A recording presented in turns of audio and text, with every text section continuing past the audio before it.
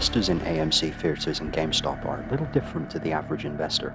The reason for this is that we do not confine ourselves to the same unspoken rules as is tradition. We do not allow anxiety or bow to restless pressure in guidance of our judgment. This makes us a little different because we have ability to deal with loss and gain at a greater capacity than the average investor. Over time, a vast portion of new investors in AMC and GME have been slowly learning the counterintuitive value of not relinquishing to the broader market whim. Why is this important? It's important because most people are by their very nature reactive to uncertainty and doubt, especially when it's spread in the mainstream.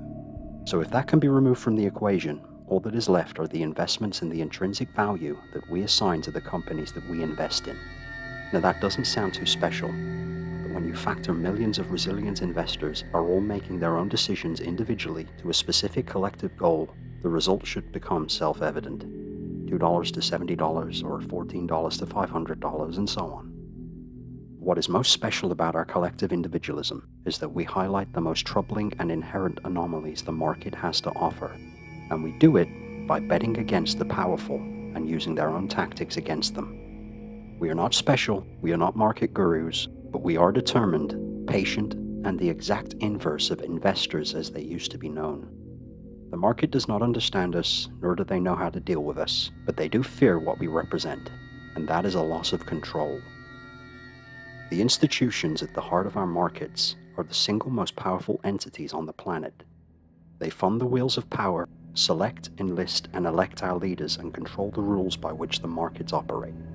It would be foolish not to expect those with a track record of corruption not to do exactly as you believe they are doing. So what happens when a group of investors are convinced and unswayed in their belief that certain companies are trading more stock than should actually exist in the company's float? This would be a problem because in its simplest terms, this would mean more stock is in existence than should exist. And if that is the case, and it is, then this would mean more shares are being counterfeit to increase downward selling pressure in the float, which by its very nature is manipulation. These securities are not yet real in the system, but one day soon, they have to be made real.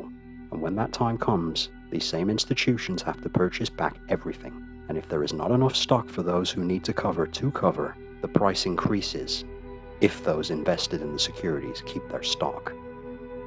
This is the mythical squeeze that you may have heard so much about. Now this has been glimpsed in AMC and GME, but it has not yet properly manifested itself. So here we are, patiently waiting, countering the counterfeit and the proprietary high-frequency institutional algorithms. And we're not leaving. We like the stock.